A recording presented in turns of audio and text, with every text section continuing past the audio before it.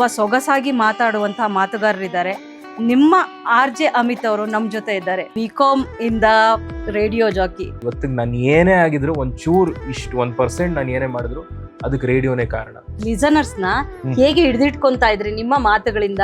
Area ಬಾಯ್ ಅಂತ ನನ್ನ ಕರೀತಿದ್ರು. Because ಏರಿಯಾನಲ್ಲಿ ಏನೇನು ನಡೀತಾ ಇತ್ತು, ಮಗ ಮಚ ಮಾಮ್ಸ್ ಏನ್ ಸೀನು ಅಂತ ಹೇಳ್ಬಿಟ್ಟು ಅದೇ ಸ್ಟೈಲಲ್ಲಿ ಮಾತಾಡ್ತಾ ಇದ್ದೆ. ಒಂದು ಟೀ ಅಂಗಡಿ ಹತ್ರ ಕುತ್ಕೊಂಡು 4 ಜನ ಹುಡುಗರು ಮಾತಾಡ್ತಾ ಇರ್ಬೇಕಾದ್ರೆ ಯಾವ ತರದ ಕಾನ್ವರ್ಸೇಷನ್ ಇರುತ್ತೆ ಅದೇ ತರದ ಒಂದು ಕಾನ್ವರ್ಸೇಷನ್ ಬಿಡ್ತೀನಿ. ಬಟ್ ರೇಡಿಯೋನಲ್ಲಿ ಬೆಸ್ಟ್ ಪಾರ್ಟ್ ಏನು ಅಂದ್ರೆ ಎಷ್ಟೋ ಹಾಡುಗಳು ನೆಕ್ಸ್ಟ್ ಏನ್ ಬರುತ್ತೆ ಅಂತ ನಿಮಗೆ ಗೊತ್ತಿರಲ್ಲ. ಅದೇ ಸರ್ಪ್ರೈಸ್ ಕೊಡುತ್ತೆ ನಿಮ್ಗೆ. ನೆಕ್ಸ್ಟ್ ಈ ಹಾಡು, ಆ ಹಾಡು ಕೇಳಿದಾಗ ಓ ಮೈ ಗಾಡ್ ಎಷ್ಟೋ ವರ್ಷ ಆಗ್ಬಿಡ್ತಲ್ಲಪ್ಪ ಈ ಹಾಡು ಕೇಳಿಸ್ಕೊಂಡು.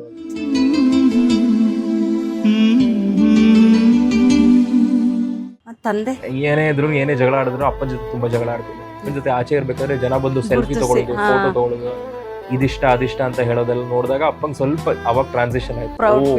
ಏನೋ ಮಾಡ್ತಿದ್ದ ನೀವು. ಅಮಿತ್ ಯಾವ್ದಾದ್ರು ಒಂದು ವಿಚಾರದಲ್ಲಿ ತುಂಬಾ ಸ್ಟ್ರಗಲ್ ಮಾಡಿದ್ರ? ಎಲ್ಲೂ ಕೆಲಸ ಸಿಗಲ್ಲ ನಂಗೆ. ವಾಪಸ್ ಗಾಡಿಲಿ ಬರ್ತಾ ಇರ್ಬೇಕಾದ್ರೆ ಹೆಲ್ಮೆಟ್ ಒಳಗೆ ಆಳೋದು. ಸೊ ಅವಾಗ ಹಿಂಗ್ ಇಯರ್ಫೋನ್ ಹಾಕೊಳ್ಳೋದು, ಹೆಲ್ಮೆಟ್ ಹಾಕೊಳ್ಳೋದು, ಹಿಂಗ್ ಮಾಸ್ಕ್ ಎಲ್ಲ ಇರ್ತಾ ಇತ್ತು, ಒಳಗೆ ಆಳೋದು, ಗುಳು ಗುಳು ಗುಳು ಗುಳು ಗುಳು ಗುಳು ಗುಳು ಅಂತ ಆಳೋದು. ಅದಕ್ಕೆ ಒಂದು ಎಮೋಷನಲ್ ಸಾಂಗ್ ಬೇರೆ ಬ್ಯಾಕ್ ಗ್ರೌಂಡ್ ಅಲ್ಲಿ ಹಾಕೊಂಡು